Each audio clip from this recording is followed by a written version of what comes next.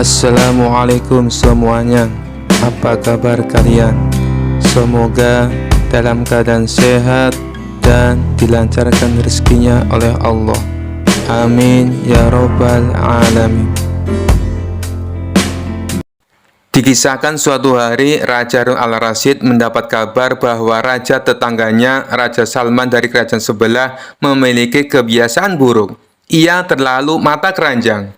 Setiap kali melihat wanita cantik, ia langsung tergila-gila dan seringkali berusaha mendekatinya tanpa peduli apakah wanita itu sudah bersuami ataupun tidak.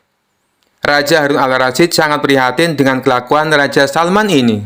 Ia pun memanggil Abu Nawas untuk mencari cara agar Raja Salman sadar dan berhenti bertingkah seenaknya. Abu Nawas, aku ingin kau membuat Raja Salman sadar akan kesalahannya, tapi tanpa menyinggung perasaannya secara langsung. Bisa kau lakukan? Perintah Raja Harun al-Rasyid. Abu Nawas tersenyum penuh percaya diri. Serahkan saja padaku, Baginda. Saya akan menyiapkan pelajaran yang tak akan ia lupakan. Abu Nawas pun menyusun rencana liciknya. Ia mengundang Raja Salman ke acara jamuan makan di istana Raja Harun al-Rasyid. Saat jamuan berlangsung, Abu Nawas menyuguhkan makanan-makanan lezat yang sudah ditata rapi di atas meja. Namun, ada satu makanan yang paling menarik perhatian, sebuah hidangan daging panggang yang sangat harum dan menggiurkan. Ketika Raja Salman hendak mengambil daging itu, Abu Nawas dengan cepat menahannya. Mohon maaf Baginda Salman, tetapi daging ini tidak boleh dimakan, kata Abu Nawas dengan serius. Raja Salman terkejut. Kenapa tidak boleh? Bukankah ini untuk tamu kehormatan? Abu Nawas mengangguk. Benar Baginda, tapi daging ini sudah menjadi milik seseorang sebelum Baginda datang. Akan sangat tidak sopan jika Baginda mengambil sesuatu yang bukan milik Baginda. Raja Salman mengerutkan dahi. Lalu, mengapa diletakkan di atas meja kalau tidak boleh dimakan? Abu Nawas tersenyum penuh arti. Begitulah Baginda, sama seperti seseorang wanita yang sudah memiliki suami. Ia memang cantik dan menarik, tetapi bukan untuk diambil oleh orang lain. Raja Salman terdiam. Wajahnya memerah, menyadari bahwa perkataan Abu Nawas adalah sindiran langsung kepadanya. Ia menatap sekeliling, menyadari bahwa semua orang di ruangan itu menunggu reaksinya. Tiba-tiba Raja Salman tertawa keras. Abu Nawas, kau benar-benar cerdik. Aku mengerti maksudmu. Mulai sekarang, aku akan menahan diri dan tidak lagi bertindak semaunya. Raja Harun tersenyum puas, sementara Abu Nawas hanya menunduk dengan senyum penuh kemenangan. Sejak hari itu, Raja Salman tidak lagi dikenal sebagai Raja Mata Keranjang, melainkan Raja yang bijaksana. Dan semua itu berkat kecerdikan Abu Nawas. Kisah selanjutnya. Pada suatu hari, Raja Harun al-Rasyid sedang duduk santai di taman istana, ditemani oleh penasihatnya dan tentu saja Abu Nawas. Tiba-tiba, Raja memandang Abu Nawas dengan tatapan tajam, seperti sedang menyusun rencana. Abu Nawas, kata Raja sambil tersenyum licik, aku punya pertanyaan sulit untukmu. Abu Nawas yang sedang menikmati buah anggur langsung menegakkan tubuhnya. Apa itu Baginda? Silakan tanya apa saja. Raja mengusap jenggotnya kemudian bertanya, apa pendapatmu tentang hukum menikah siri? Abu Nawas menatap Raja dengan tatapan serius, lalu berkata, Baginda, menikah siri itu seperti membeli kambing tanpa timbangan. Semua orang di sana bingung. Raja bertanya, apa maksudmu Abu Nawas? Jelaskan. Abu Nawas tersenyum dan mulai menjelaskan.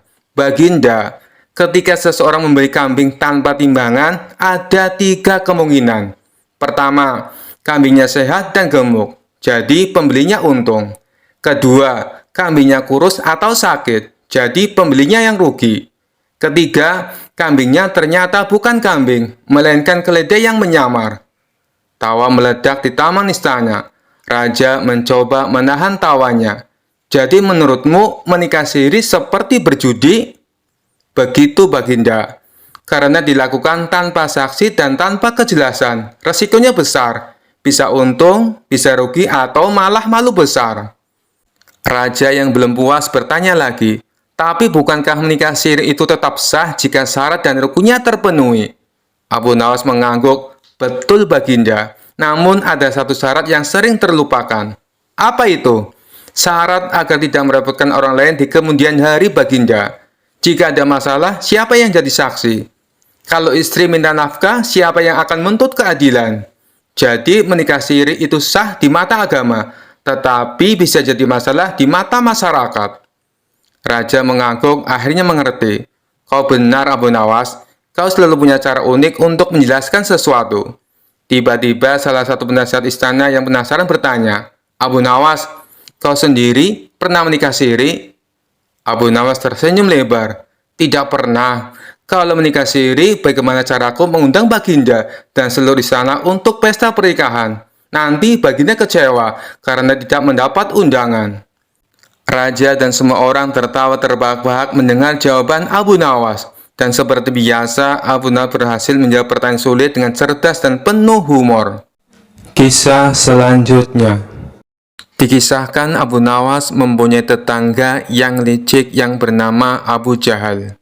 Abu Jahal mempunyai kebun yang ditanami berbagai macam buah-buahan.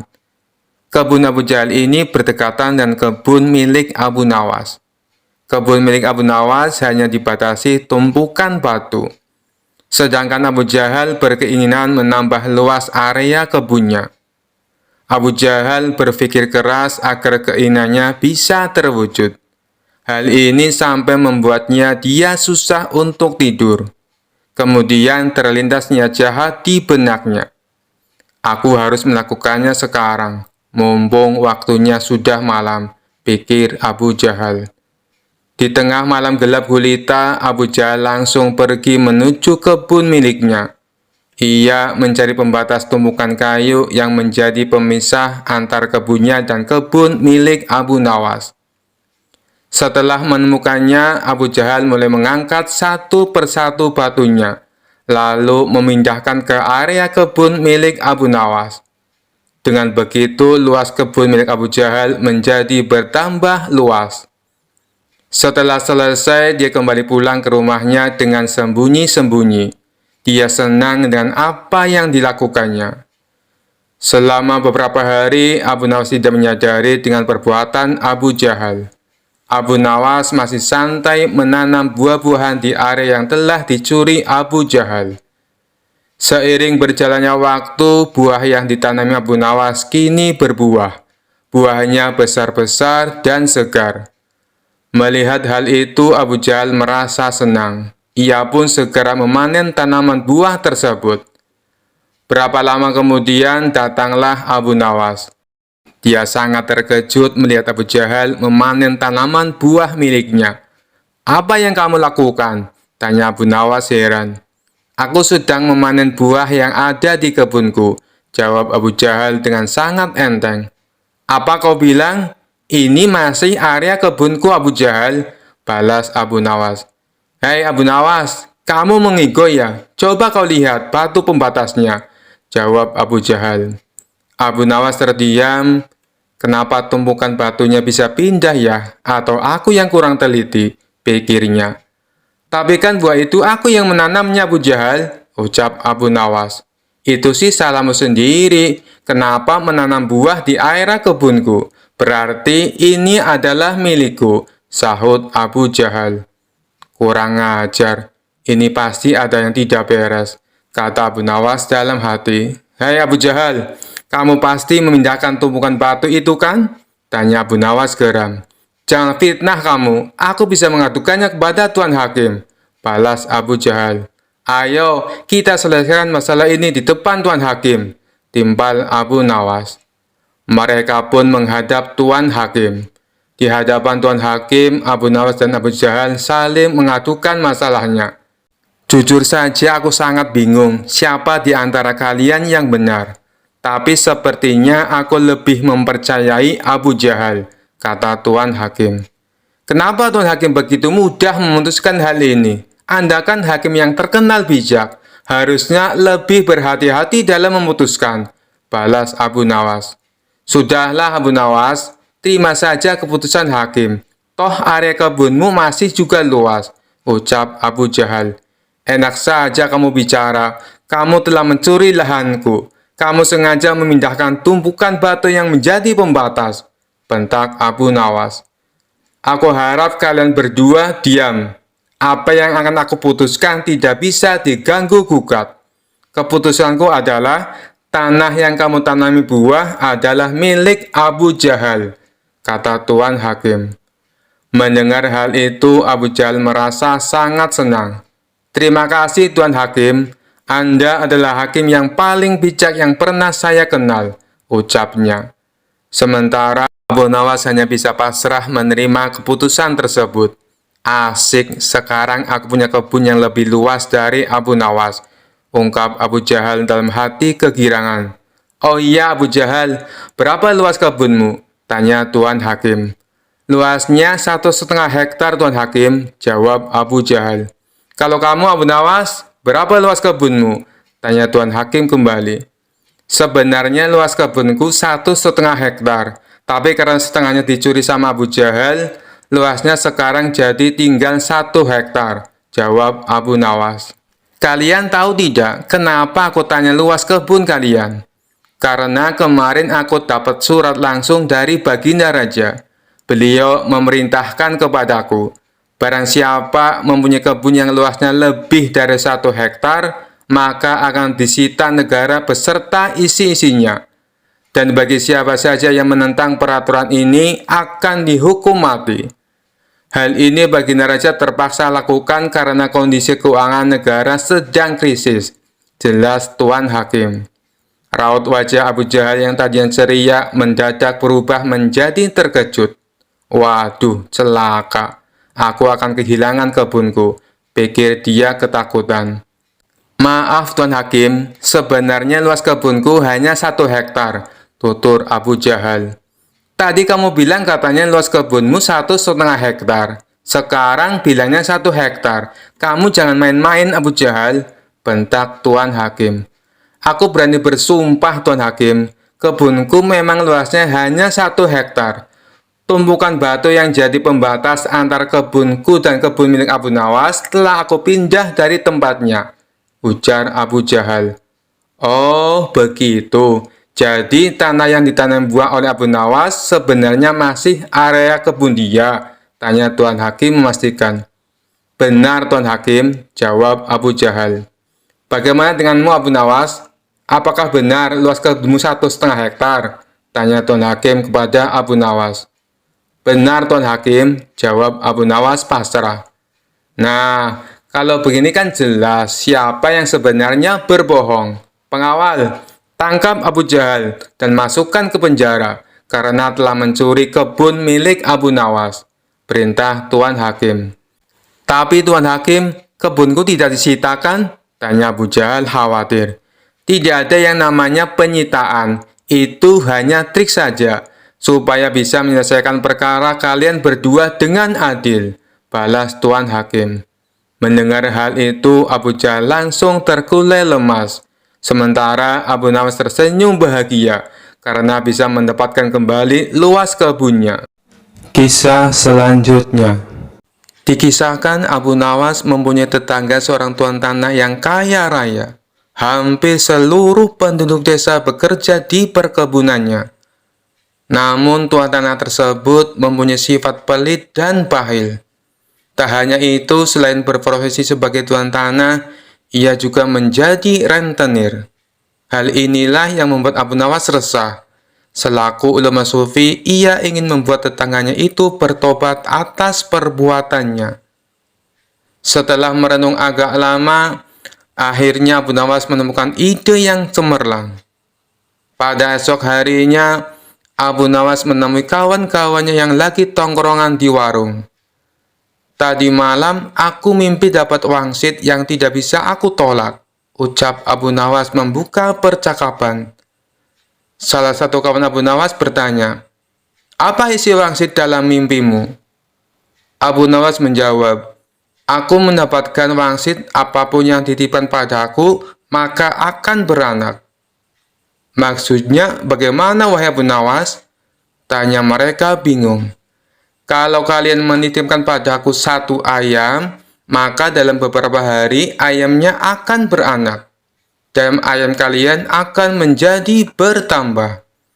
Begitu pula bila kalian menitipkan uang atau aku meminjam uang, maka beberapa hari kemudian uang kalian akan beranak.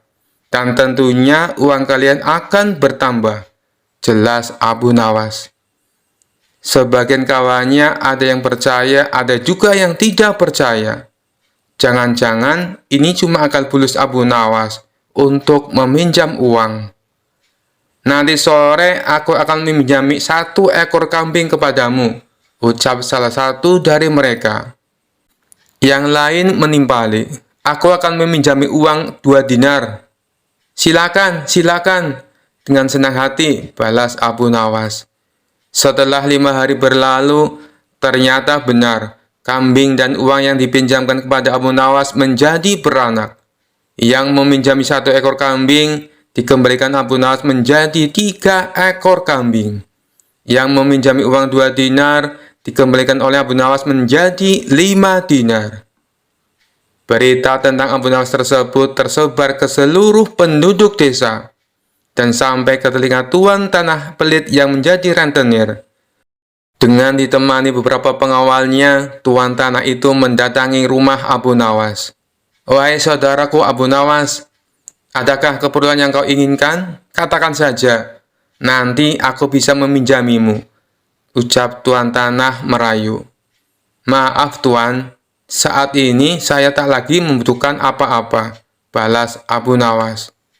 "Baiklah, nanti kalau kamu perlu apa-apa, datang saja padaku.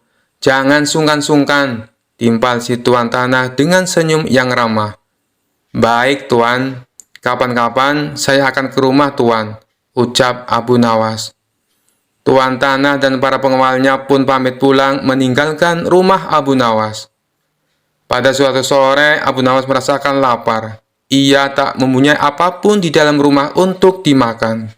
Kemudian, Abu Nawas mendatangi tuan rumah untuk meminjam 3 butir telur. Dengan senang hati, si tuan tanah menyambut dan meminjamkannya kepada Abu Nawas. 5 hari kemudian, Abu Nawas mengembalikan telur yang dipinjamnya. Si tuan tanah menerimanya dengan senang hati. Di saat ia membuka bungkusan yang dibawa oleh Abu Nawas, jumlah telurnya bertambah menjadi 5. "Kok telurnya ada 5? Tanya tuan tanah pura-pura tidak tahu sembari tersenyum. "Tidakkah tuan mendengar kabar?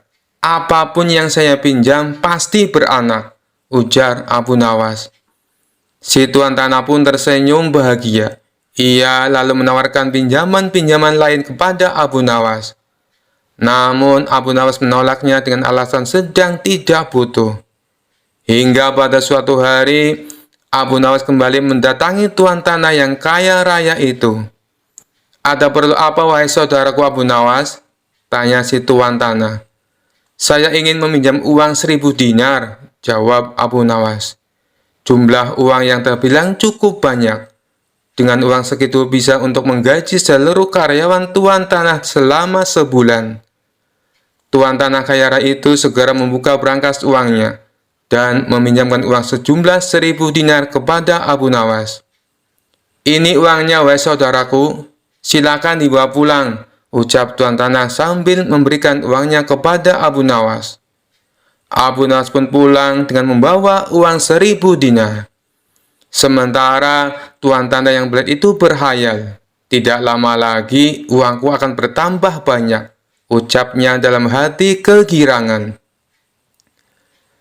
Hari berganti hari, si tuan tanah merasa tidak sabar menunggu kedatangan Abu Nawas.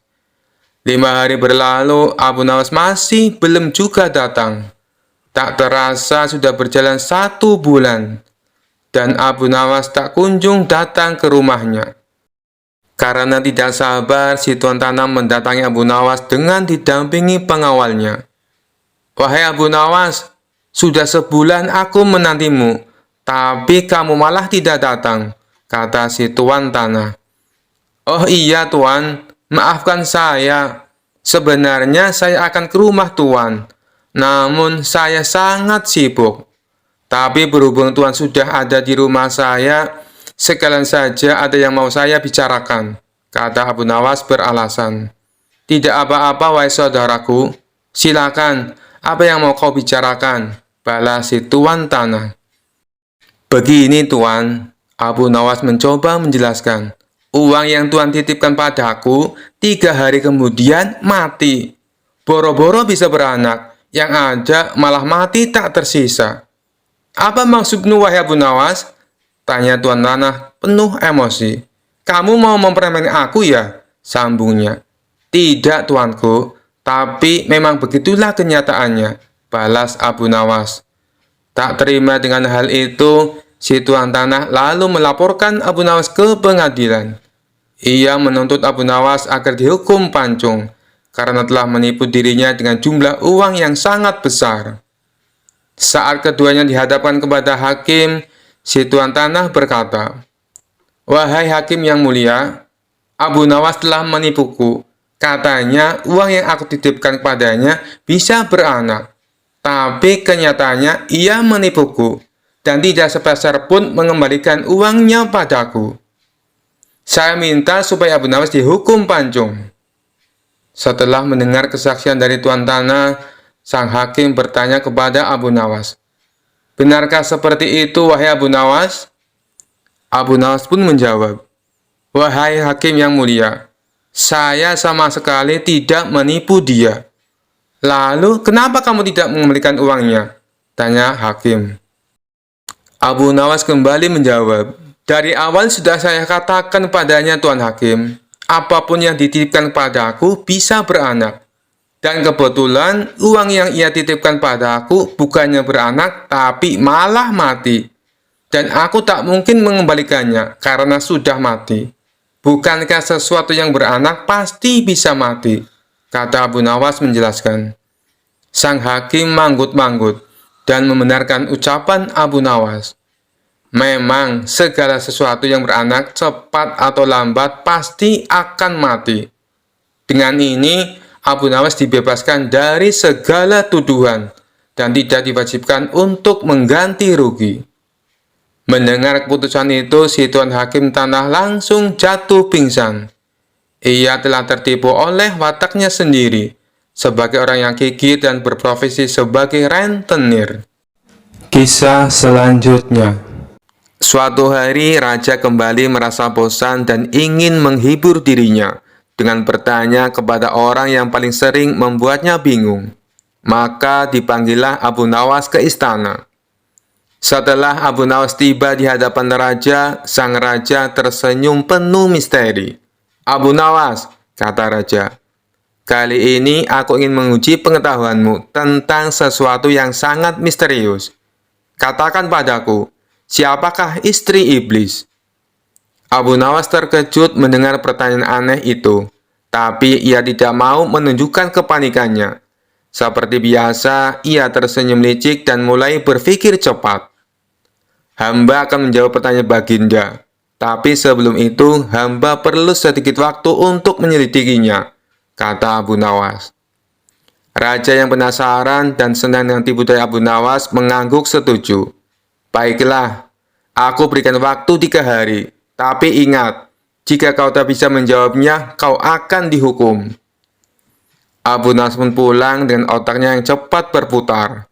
Dalam perjalanan pulang, ia melihat seorang wanita tua yang selalu cerewet di desanya. Wanita itu dikenal suka mengatur-ngatur orang dan membuat orang semua takut padanya. Lalu tiba-tiba ide cemerlang muncul di benak Abu Nawas.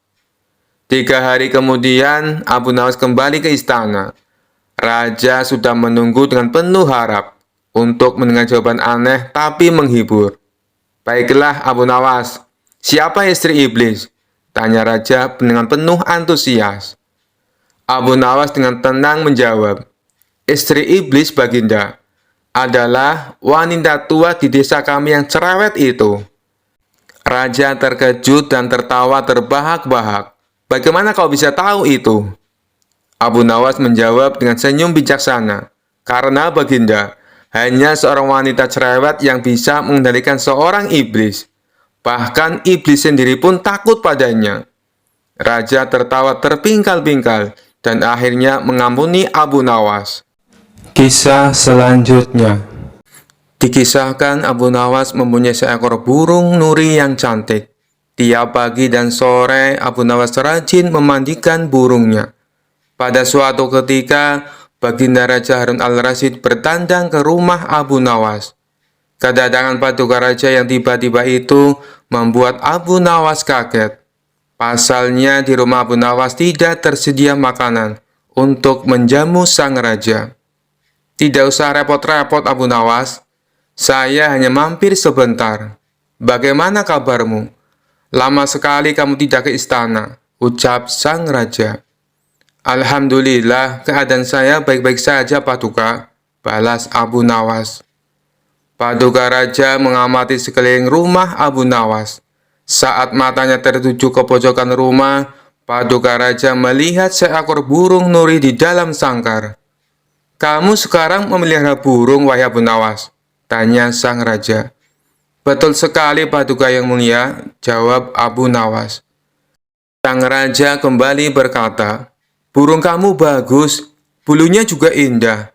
Saya suka sekali melihatnya. Kalau kamu berniat menjualnya, jangan dia tawarkan kepada orang lain.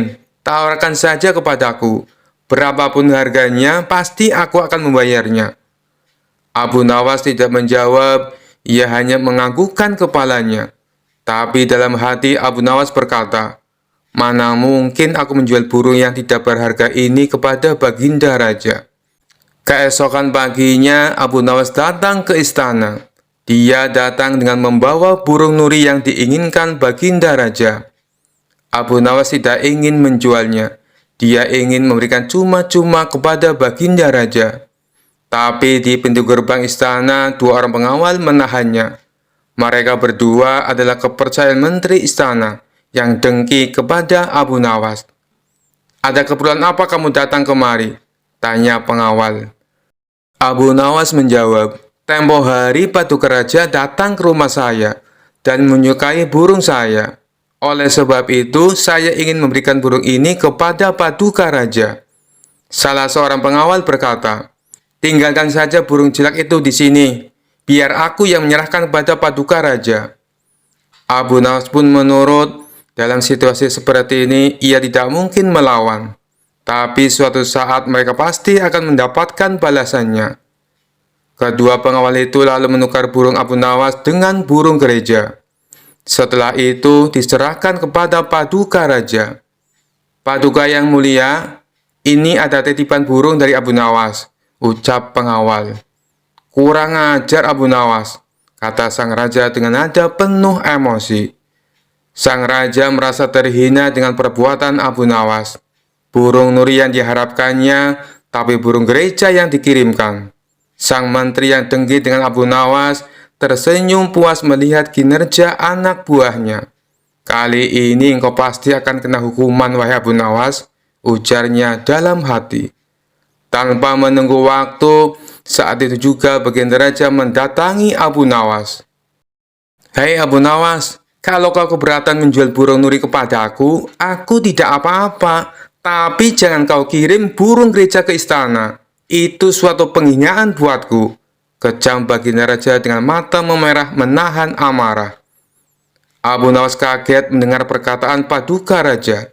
Padahal yang ia kirimkan adalah burung nuri sesuai dengan keinginan Baginda Raja. Tapi Abu Nawas tidak mempunyai saksi untuk membuktikannya. Sedangkan kedua pengawal yang menghadangnya di istana adalah orang kepercayaan menteri yang dengki kepada dirinya. Tapi Abu Nawas tidak kehilangan akal. Begini Paduka yang mulia, tutur Abu Nawas mencoba meredakan amarah Baginda. Di istana Paduka telah kemasukan dua orang penyihir. Baginda Raja bertanya heran. Penyihir? Yang mana wahai Abu Nawas? Siapa mereka? Abu Nawas pun menjawab, dua orang penjaga pintu istana, itulah penyihirnya. Mereka telah menyihir burung nuri menjadi burung gereja. Kalau Paduka tidak percaya, tunggulah besok di istana. Paduka akan menyaksikan sendiri betapa hebatnya sihir mereka. Saya masih punya burung satu lagi untuk Paduka. Sang raja bertanya, burung apa itu? Burung pipit Paduka yang mulia, balas Abu Nawas.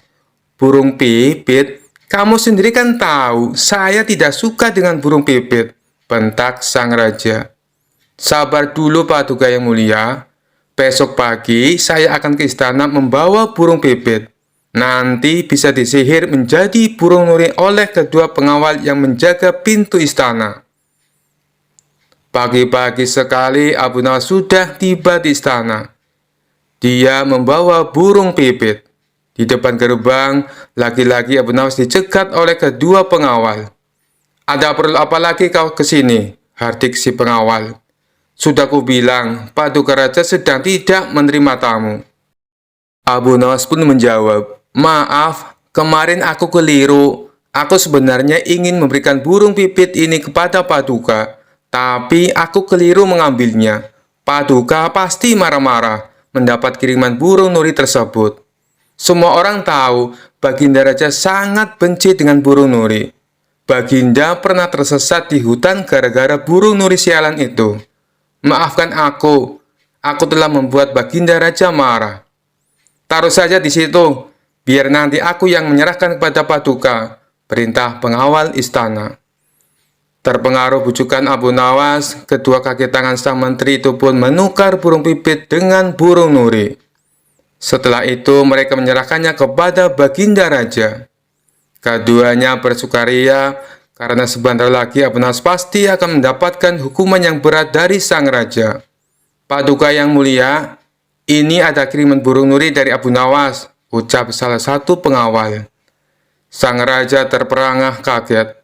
Ternyata benar apa yang dikatakan Abu Nawas. Kedua pengawal ini bisa menyihir alias menggelapkan barang yang bukan haknya. Ini burung nurinya.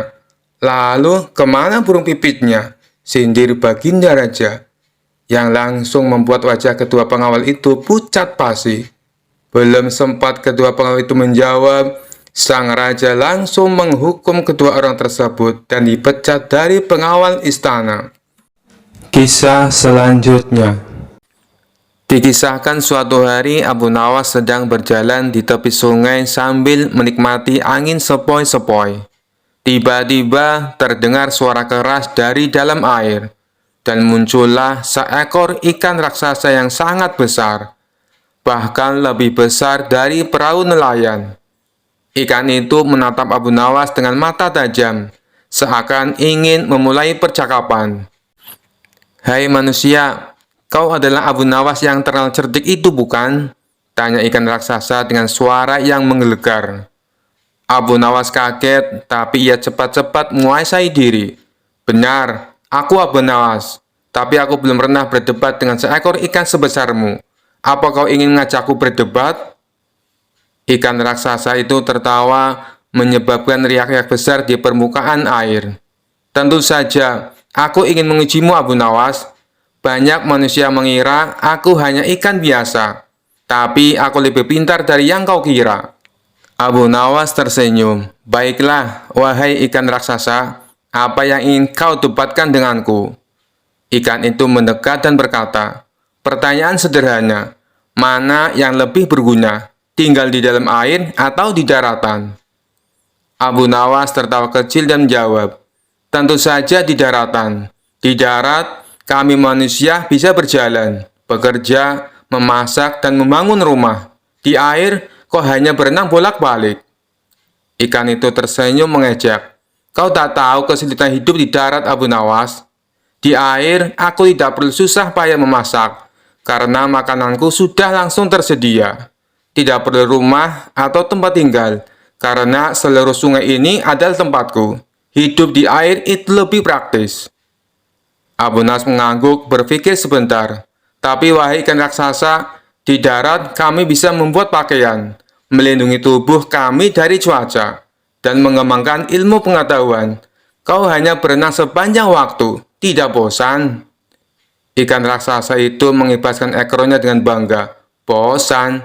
Justru aku bebas berenang kemana saja, tanpa batas, tanpa terhalang oleh apapun. Dan kalau aku ingin tahu tentang daratan, aku cukup menangkap cerita-cerita dari manusia yang mendekat ke tepi sungai. Abu Nawas tertawa. Baiklah, kau punya kebebasan. Tapi ingat, kami manusia punya otak yang cerdas. kami bisa berpikir, menemukan cara hidup baru, bahkan membangun istana. Ikan raksasa itu tersenyum licik. Begitu ya, tapi coba kau pikiran ini, Abu Nawas. Di air, aku tak punya musuh yang bisa mengalahkanku, karena aku terbesar di sini. Sementara kau di darat, apakah kau benar-benar aman? Bagaimana dengan perintah raja atau masalah yang lainnya? Abu Nawas terdiam sejenak, lalu tertawa keras. Wahai ikan raksasa, ternyata kau memang pintar juga. Kau benar, mungkin kehidupan di air punya kelebihan sendiri. Tapi jangan lupa, aku juga pintar beradaptasi dan menaklukkan masalah di darat. Ikan raksasa mengangguk puas. Abu Nawas, aku mengakuimu sebagai lawan yang seimbang. Meski manusia punya otak dan tinggal di darat, aku tetap bangga dengan kehidupanku di air. Mari kita setuju untuk hidup sesuai alam kita masing-masing. Abu Nawas tersenyum dan menjawab, setuju. Kau adalah ikan yang bijaksana. Semoga kita bertemu lagi di lain waktu. Dengan itu, ikan raksasa menyelam kembali ke dalam air, meninggalkan riak yang besar. Sementara Abu Nawas melanjutkan perjalanannya sambil tertawa, merenungi percakapannya yang tak biasa dengan ikan raksasa yang penuh akal. Kisah selanjutnya. Suatu hari, Abu Nawas ditunjuk oleh raja untuk menjadi hakim sementara di istana, karena hakim kerajaan sedang sakit. Raja berkata, Abu Nawas, aku ingin kau mengadili kasus perceraian ini. Tunjukkan kebijaksanaanmu. Abu Nawas meskipun tidak biasa menjadi hakim menerima tugas itu. Di depan Abu Nawas ada sepasang suami istri yang sedang berseteru. Sang suami ingin bercerai karena merasa istrinya terlalu galak. Sedangkan sang istri merasa suaminya terlalu pelit. Abu Nawas memulai sidang dengan penuh wibawa. Baiklah, ceritakan masalah kalian satu persatu, katanya. Sang suami langsung berkata dengan nada kesal. Istriku ini seperti naga.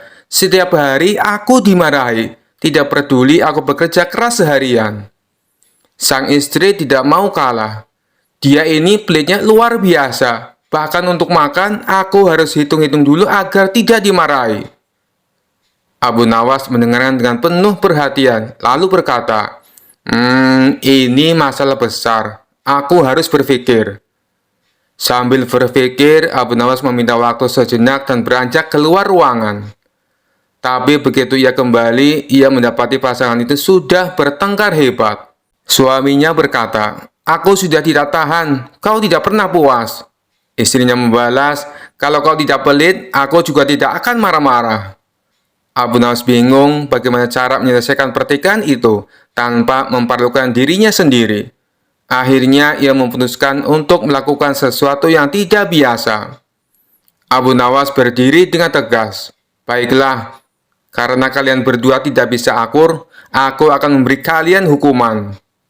Pasangan itu terkejut. Hukuman? Apa maksud Anda, Tuan Hakim? Abu Nawas tersenyum kecil. Kalian akan dihukum tinggal bersama selama 3 bulan di penjara istana.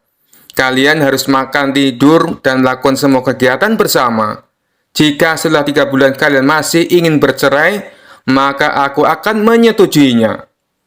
Pasangan itu saling menatap, sang suami tampak takut dan berkata, 3 bulan bersama dia di penjara, aku bisa mati muda. Sang istri juga ragu, 3 bulan dengan orang sepelit dia, aku bisa kelaparan. Akhirnya mereka berdua sepakat untuk berdamai. Kami akan mencoba untuk rukun kembali, Tuan Hakim, tidak perlu di penjara. Abu Nawas tersenyum lebar, bagus, itu keputusan bijak. Ingat, lebih baik hidup rukun daripada saling menyalahkan. Raja yang mendengar kabar ini tertawa terbahak-bahak. Abu Nawas, kau benar-benar hakim yang unik. Kau hampir dipermalukan, tapi akhirnya justru berhasil menyelesaikan masalah. Abu Nawas dengan rendah hati menjawab, Baginda, menjadi hakim bukan hanya soal keadilan, tapi juga soal kebijaksanaan dan sedikit akal-akalan. Kisah selanjutnya. Dikisahkan ada seorang bernama Ilham Alimuddin. Dia dulunya merupakan jenderal perang yang sangat terkenal. Ahli siasat perang, jago negosiasi, dan juga kaya raya. Tapi karir berperangnya terhenti setelah mengalami kelumpuhan saat memimpin perang melawan Bizantium. Tidak berselang lama, anak istrinya juga ikut terbunuh. Ia pun akhirnya memilih untuk pensiun menjadi tentara. Sang jenderal ini hidup sendirian dengan kekayaannya yang berlimpah. Meskipun sudah tua dan menderita kelumpuhan, naluri menantang orang masih melekat dalam diri sang jenderal. Tapi kali ini bukan menantang adu kekuatan fisik, melainkan adu kekuatan pikiran. Tampaknya ia bukan hanya ingin dikenal sebagai jenderal perang, tetapi ia juga ingin dikenal sebagai tokoh paling cerdik dan pandai di kota Baghdad. Untuk itulah, dia tak segan-segan memberikan banyak hadiah bagi siapa saja yang bisa menjawab teka-tekinya. Sampai hari ini, sudah 100 orang yang lebih yang dia tantang. Namun tak satu pun dari mereka yang berhasil mengalahkannya. Total pertanyaan yang diajukan jenderal ada 3. Tapi yang unik dari permainan ini, apabila berhasil menjawab soal pertama dan kedua, tetapi gagal menjawab pertanyaan yang ketiga, maka semua hadiahnya menjadi gugur. Hal inilah yang membuat orang-orang kesal dengan sang jenderal. "Aku kesal dengan sang jenderal yang lumpuh itu," kata seseorang kepada kawannya. "Pertanyaan pertama dan kedua berhasil aku jawab dengan benar. Tapi pas pertanyaan ketiga, dia tanya, siapakah malaikat yang menyiksa manusia? Langsung saja aku jawab malaikat Malik. Dia bilang jawabanku itu katanya salah." "Loh, bukannya jawabanmu itu benar?" tanya kawannya heran. Kamu juga salah. Aku kira kamu pintar. Yang benar itu malaikat Zabaniyah. Malaikat-malaikat hanya penjaga neraka," timpal orang tersebut kepada kawannya. Suatu hari, datanglah seorang pemuda ke rumah sang jenderal. Pemuda ini sangat terkenal pandai dan cerdik di kotanya. Ia menerima tantangan sang jenderal untuk menjawab teka-tekinya. Namun, seperti tamu-tamu yang lainnya, pemuda itu gagal mengalahkan sang jenderal. Karena kesal dan kecewa, pemuda itu pun berkata, "Wahai jenderal, apakah Tuan berani menantang Abu Nawas?" "Wah, ide bagus itu. Sampaikan kepada Abu Nawas, saya menantang dia." Maka pergilah pemuda itu ke rumah Abu Nawas dan menyampaikan tantangan tebal dari sang jenderal. Sementara sang jenderal menyiapkan materi yang lain dari biasanya. Bisa dibilang kali ini teka-tekinya sangat sulit dipecahkan. Itu karena mengingat reputasi Abu Nawas adalah pujangga yang cerdik dan mempunyai 1001 akal. Oleh karenanya, sang jenderal sangat berhati-hati dan tidak sembarangan dalam membuat pertanyaan. Esok harinya, datanglah Abu Nawas ke rumah sang jenderal. "Silakan masuk Abu Nawas," sambut sang jenderal kepada Abu Nawas. Ternyata sang jenderal telah menyiapkan hidangan untuk tamu istimewanya itu.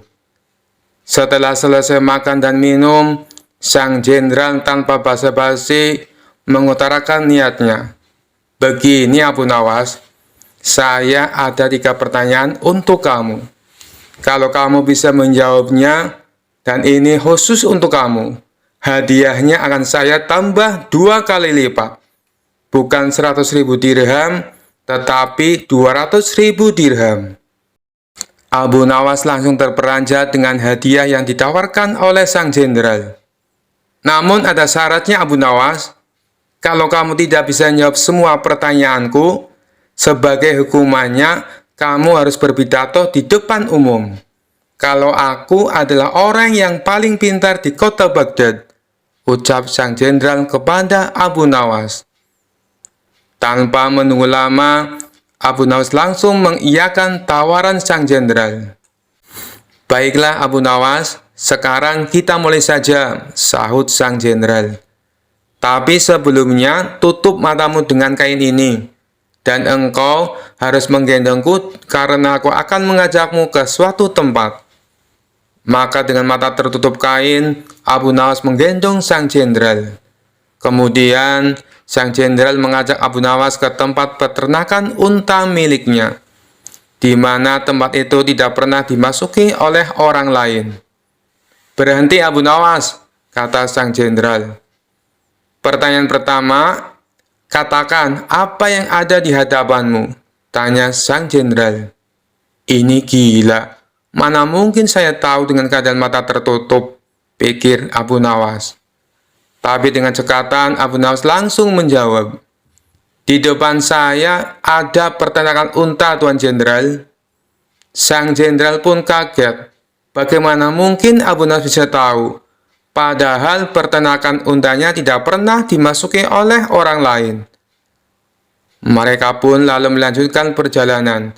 Sang jenderal tetap digendong oleh Abu Nawas. 1 jam kemudian, sang jenderal berkata, "Berhenti Abu Nawas.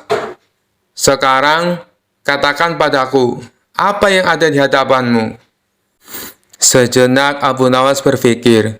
Ia pun lalu menjawabnya, "Di depan saya ada sungai. Di sekitarnya ada pohon tin dan pohon zaitun," jawab Abu Nawas. Sang jenderal kembali dibuatnya kaget. Bagaimana mungkin Abu Nawas bisa menjawabnya dengan tepat?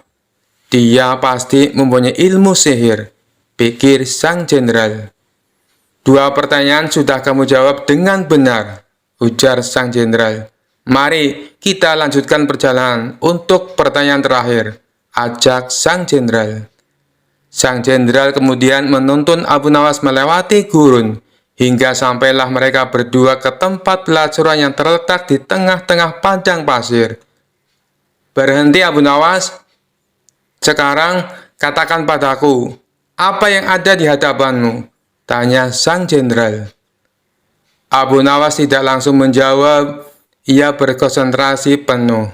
Kemudian pelan-pelan dia menjawab, "Di depan saya ada wanita telanjang, Tuan Jenderal." Sang jenderal pun kaget bukan main. Semua pertanyaannya bisa dijawab dengan tepat oleh Abu Nawas dengan mata tertutup. Sesuai kesepakatannya, akhirnya esok paginya sang jenderal menyerahkan hadiahnya di depan istana dan disaksikan oleh Baginda Raja dan masyarakat. Tapi sebelum memberikan hadiahnya, sang jenderal berpidato menceritakan pengalaman mereka berdua. "Wahai Abu Nawas, saya masih penasaran. Bagaimana kamu bisa menjawab semua pertanyaanku, sedangkan kedua matamu tertutup kain?" tanya sang jenderal. "Itu mudah saja, Tuan Jenderal," jawab Abu Nawas. "Ketika Tuan mengajukan pertanyaan pertama, kaki saya menginjak kotoran unta. Dari situlah saya menebak kalau saya berada di peternakan unta." Baginda Raja tersenyum mendengar jawaban Abu Nawas, sedangkan sang jenderal hanya bisa geleng-geleng kepala. "Lalu dengan pertanyaan kedua, bagaimana kamu bisa menjawab dengan tepat?" tanya sang jenderal. Abu Nawas kembali menjawab, "Meskipun mata saya tertutup, tapi telinga saya bisa mendengar adanya suara air mengalir dan burung puyuh yang berkicau. Burung puyuh hanya mau makan biji-bijian buah tin dan zaitun. Sedangkan pohon tin dan zaitun hanya tumbuh di pinggiran sungai." Lagi-lagi Baginda Raja tersenyum. Sang jenderal dibuatnya terperangah dengan jawaban Abu Nawas. "Baiklah, semua jawabanmu itu masuk akal. Tapi, kenapa kamu juga bisa menebak dengan tepat atas pertanyaan yang ketiga?" tanya sang jenderal penasaran. Dengan entengnya Abu Nawas menjawab, "Itu sangat mudah sekali, Tuan. Saat Tuan menyuruh saya berhenti, tiba-tiba saja saya merasakan ular Tuan bergerak-gerak di punggung saya." "Nut-nutan, Tuan Jenderal," jawab Abu Nawas sambil menahan tawa. "Dari situlah Saya bisa mengetahui kalau di depan saya ada wanita telanjang. Spontan saja Baginda Raja ikut tertawa terpingkal-pingkal mendengarnya. Sedangkan sang jenderal hanya bisa tersenyum kecut menahan rasa malu. Kisah selanjutnya. Suatu malam yang tenang, Abu Nawas tidur dengan pulas di rumahnya. Namun, tiba-tiba dalam tidurnya ia mulai gelisah. Matanya berkedut, nafasnya tersengal-sengal, dan tubuhnya bergerak seakan-akan sedang berlari. Ternyata Abu Nawas sedang bermimpi buruk dikejar-kejar harimau. Di dalam mimpinya, Abu Nawas berada di sebuah hutan lebat. Ia mendengar deru nafas berat dari balik semak-semak. Ketika menoleh ke belakang, ia melihat seekor harimau besar berlari ke arahnya dengan mata yang bersinar ganas. "Astagfirullah, harimau!" seru Abu Nawas dalam mimpi itu. Sambil berlari secepat mungkin, tapi seperti mimpi pada umumnya, kakinya terasa berat, dan setiap langkahnya seperti berjalan di lumpur. Harimau itu semakin mendekat dan Abu Nawas mulai panik. "Lari, Abu Nawas, lari!" Ia berteriak pada dirinya sendiri. Namun tak peduli seberapa keras ia mencoba, harimau itu semakin dekat. Taringnya terlihat tajam dan siap menerkam. Ketika Abu Nawas sudah hampir menyerah, tiba-tiba ia tersandung batu besar dan terjatuh. Dengan cepat, harimau itu melompat ke arahnya. Tapi sebelum harimau itu menerkam, Abu Nawas berteriak, "Tunggu, tunggu dulu!"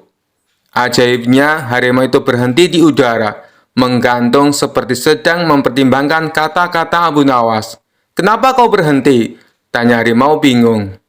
Abu Nawas yang sudah terpojok tiba-tiba mendapatkan ide cerdik. "Kau tidak boleh menerkamku sekarang," katanya dengan nada yakin. "Aku sedang bermimpi, dan dalam mimpi aku yang mengendalikan segalanya." Harimau itu menatapnya curiga. "Apa maksudmu?" Abu Nawas melanjutkan dengan percaya diri. "Aku bisa mengubahmu menjadi apapun yang aku mau. Bagaimana kalau aku membuatmu jadi kucing manis saja? Atau mungkin seekor ayam?" Harimau itu mulai panik. "Ayam? Tidak, aku tidak mau jadi ayam." Abu Nawas tersenyum lebar. "Lalu bagaimana kalau kita buat kesepakatan? Aku tidak akan mengubahmu jadi ayam, asalkan kau tidak menerkamku." Harimau itu berpikir sejenak, lalu setuju. "Baiklah, kita punya kesepakatan. Aku tidak akan menerkammu." Dengan lega, Abu Nawas mengusap keringat di dahinya. "Bagus, bagus. Sekarang, bagaimana kalau kau pergi dan tinggalkan aku sendirian?" Harimau itu mengangguk, berbalik dan mulai berjalan menjauh. Namun, sebelum pergi terlalu jauh, ia menoleh kembali dan berkata, "Ingat Abu Nawas, lain kali kalau kau bermimpi lagi, jangan buat aku marah. Aku tidak suka diancam jadi ayam." Abu Nawas tertawa dalam mimpinya, merasa telah menang dengan kecerdikannya. Dan saat itu juga ia terbangun. Keringatnya masih membasahi dahi, tapi ia tetap tersenyum lega.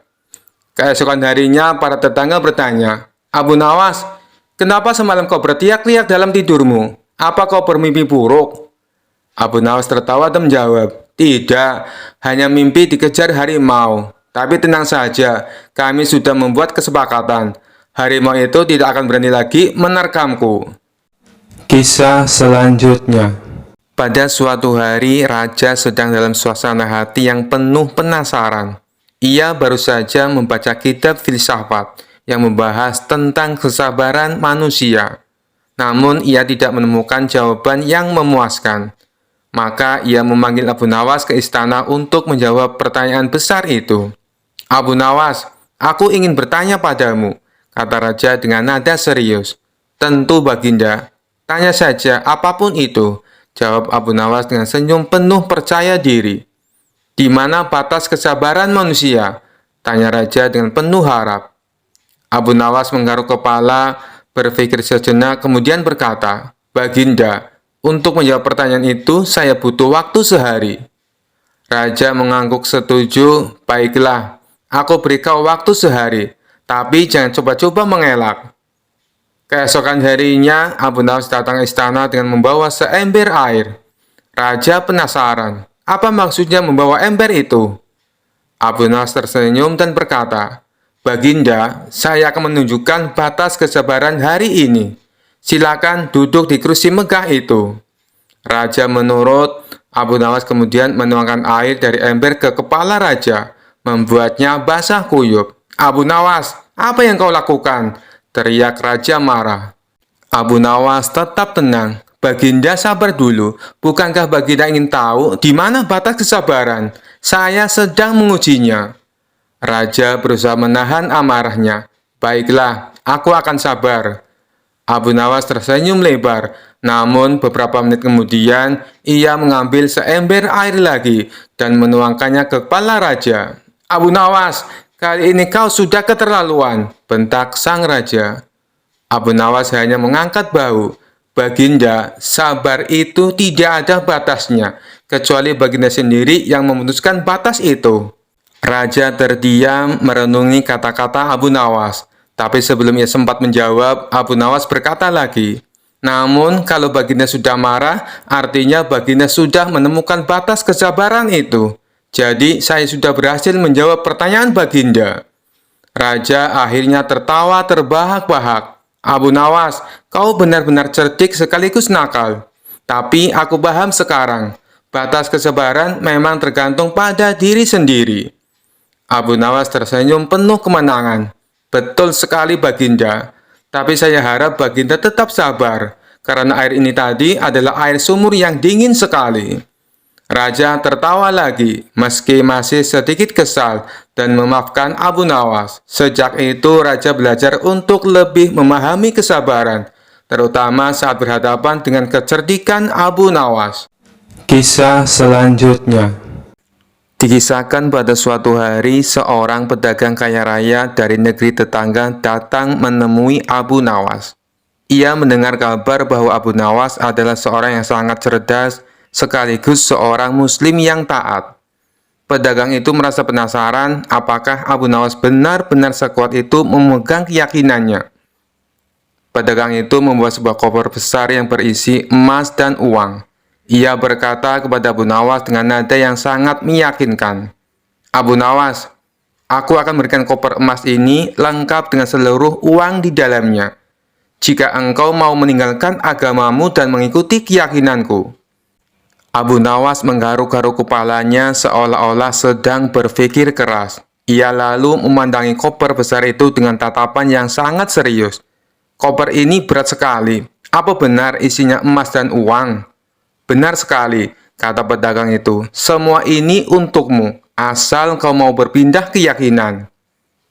Abu Nawas meminta izin untuk memeriksa koper tersebut. Pedagang kaya itu setuju. Abu Nawas membuka koper tersebut dan melihat emas yang berkeliaran serta uang yang melimpah di dalamnya. Ia tersenyum kecil. "Kau yakin hanya ini syaratnya?" tanya Abu Nawas. "Ya, hanya itu. Mudah bukan?" jawab pedagang kaya itu dengan penuh keyakinan. Abu Nawas tampak berpikir keras. Ia mengelus jenggotnya lalu berkata, "Baiklah, kalau begitu aku setuju. Tapi ada satu syarat dariku." "Apa itu?" tanya pedagang kaya itu dengan penuh harap. Abu Nawas menjawab dengan tenang, "Aku ingin kau menjadi saksi bahwa aku pindah keyakinan dengan sepenuh hati. Tapi sebelumnya, mari kita sholat bersama, agar aku bisa berpamitan kepada Tuhanku untuk terakhir kalinya." Pedagang itu bingung. "Sholat? Mengapa kau perlu sholat? Bukankah kau akan meninggalkan Tuhanmu?" "Iya, tapi aku ingin berpamitan dengan baik. Ini soal sopan santun kawan. Apalagi Tuhan adalah pemilik segalanya, bahkan emas yang ada di koper ini. Kau tidak ingin aku terlihat tidak sopan, bukan?" Pedagang itu yang tidak tahu harus berkata apa, akhirnya setuju. Abu Nawas pun memimpin sholat. Setelah sholat selesai, Abu Nawas bangkit dengan wajah ceria. "Aku sudah pamit kepada Tuhanku. Tapi kau tahu apa yang terjadi?" "Apa?" tanya pedagang itu. "Tuhanku mengatakan, 'Abu Nawas, apakah kau ingin menukarku dengan koper yang isinya ciptaanku? Kalau begitu, biarkan aku ambil kembali koper itu, karena semua yang ada di dunia ini adalah milikku. Jadi, aku pikir aku lebih baik tetap bersama Tuhan yang memiliki segalanya daripada bersama koper ini.'" Pedagang itu tertegun lalu berkata, Kau memang cerdas, Abu Nawas. Aku menyerah. Abu Nawas tertawa kecil dan mengembalikan koper tersebut. Bawa koper ini kembali, kawan. Tapi ingat, iman tak bisa dibeli dengan emas atau uang, apalagi dengan koper. Pedagang itu pergi dengan wajah malu, sementara Abu Nawas kembali ke rumahnya sambil tertawa puas. Sekian dulu perjumpaan kita kali ini. Sampai bertemu lagi di kisah-kisah selanjutnya. Terima kasih yang sudah subscribe dan setia menonton channel ini. Wassalamualaikum warahmatullahi wabarakatuh.